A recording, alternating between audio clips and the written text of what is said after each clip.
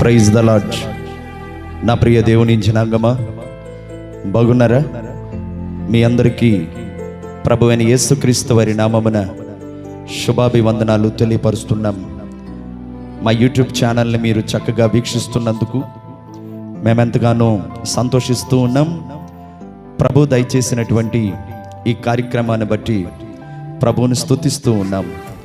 మంచిది నా ప్రియ దేవుని బిడ్డలారా, ఈ సమయమున ఓ ప్రత్యేకమైనటువంటి దేవుని మాటను మీ మధ్యకు తీసుకుని రావాలని దేవుడు నా మనసులో కలిగించినటువంటి ఆ అపేక్షను బట్టి మీ మధ్యకు వచ్చి ఉన్నాను. ప్రియమైన దేవుని బిడ్డలారా, చూద్దాం వాక్య భాగాన్ని. పేతురు రాసిన మొదటి పత్రిక 1వ అధ్యాయంలో దేవుడు ఇలా మాట్లాడుతున్నాడు.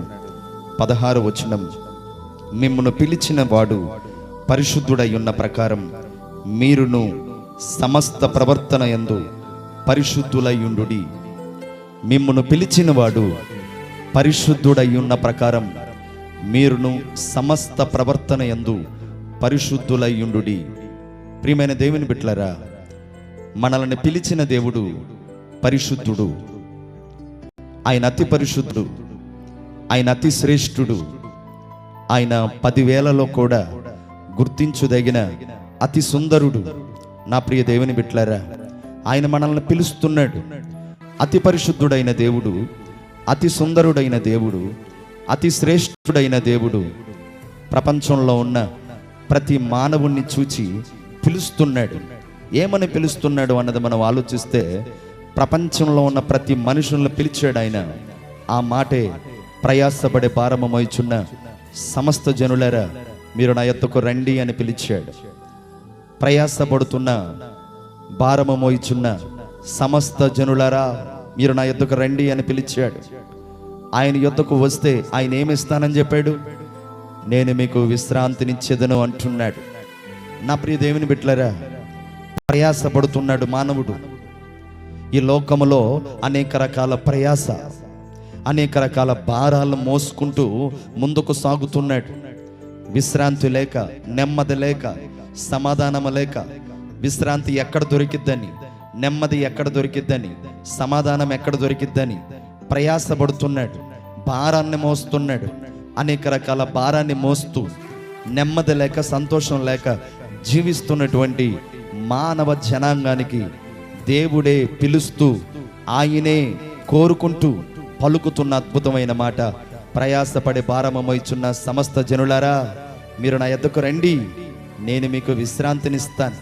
ప్రియమైన దేవుని బిడ్డలారా, ప్రపంచంలో ఏ మానవుడు కూడా ఏ మానవుడికి ఇవ్వలేనిది విశ్రాంతి, శాంతి, సమాధానం, నెమ్మది. దేవుళ్ళుగా పిలవబడినటువంటి మానవులైన వారు కూడా విశ్రాంతి, శాంతి, సమాధానం, నెమ్మది ఇవ్వలేకపోయారు. కానీ నేను ఆరాధిస్తున్నటువంటి ఒకే ఒక్క నిజమైన యేసు క్రీస్తు వారు సర్వ మానవాళికి ఏమివ్వటానికి వచ్చాడు అని అంటే, విశ్రాంతినివ్వటానికి వచ్చాడు, శాంతినివ్వటానికి వచ్చాడు, నెమ్మదినివ్వటానికి వచ్చాడు.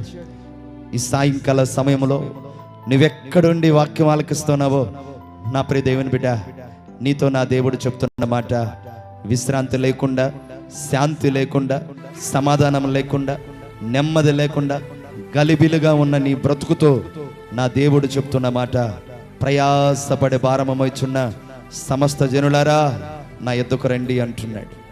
ఆయన యొద్దకు వస్తావా? ఆయన యొద్దకు రాగలుగుతావా? ఇప్పటికే మనుషుల యొద్దకు వెళ్ళావు, లోకస్తుల దగ్గరికి వెళ్ళావు, ఇరుగు పొరుగుల దగ్గరికి వెళ్ళావు, నాయకుల దగ్గరికి వెళ్ళావు.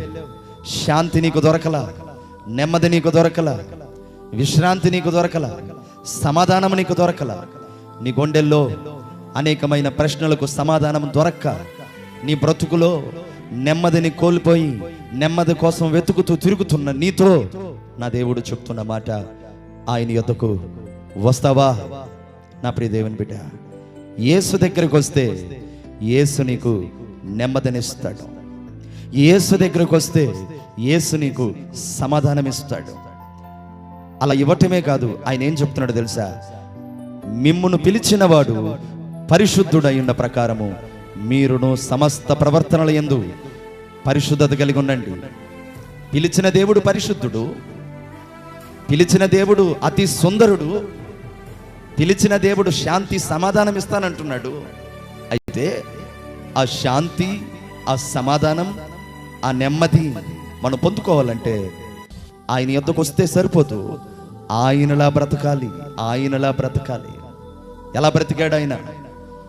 పాప సహితమైన ఈ లోకములో, పాపముతో నిండిన ఈ ప్రపంచంలో ఎటు చూసినా ప్రియమైన దేవుని బిడ్డలారా, కామపు కోరికలతో తిరుగుతున్నటువంటి ఈ సమాజంలో నేను ఆరాధిస్తున్న యేసుక్రీస్తు వారు, స్త్రీలని అమ్మా అని పిలిచిన ఆ పరిశుద్ధుడైన యేసుక్రీస్తు వారు, ఆయన జన్మలో, ఆయన బ్రతుకులో, ఆయన పుట్టుకలో, ఆయన జీవించిన జీవితంలో కామ క్రోధ మదమత్సరములు లేనివాడు ఏకైక దేవుడు ప్రభు అని యేసుక్రీస్తు వారు.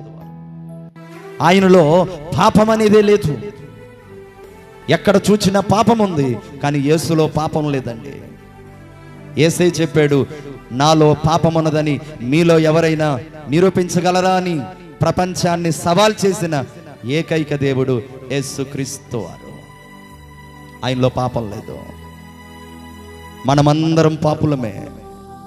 వాక్యం సెలవిస్తుంది, నీతిమంతుడు లేడు, ఒక్కడును లేడు, అందరూ త్రోవ తప్పి దేవుడు అనుగ్రహించు మహిమను పొందలేకపోయారు.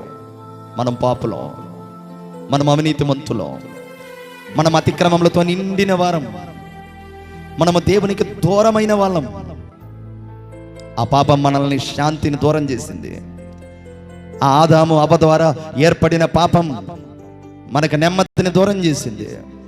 ఆ ఆదాము అవ్వ ద్వారా ఏర్పడిన పాపం మనకు సమాధానం దూరం చేసింది. ఈరోజు ఆ పాపాన్ని నీలో నుండి తీసివేయటానికి నిన్ను తన యొద్దకు పిలుస్తున్నాడు. వస్తావా? ఈరోజే నీకు మంచి శ్రేష్టమైన దినం. ప్రభు వైపుకు వస్తావా? ప్రభువులా బ్రతకాలని ఒక తృష్ణ కలిగి బ్రతుకుతావా? వ్యభిచారిని అమ్మా అని పిలిచిన యేసయ్య మాట ఎంత పరిశుద్ధమైన మాట. చూపులో పాపము లేదు, తలంపులలో పాపము లేదు, మాటలో పాపము లేదు, బ్రతుకులో పాపము లేదు.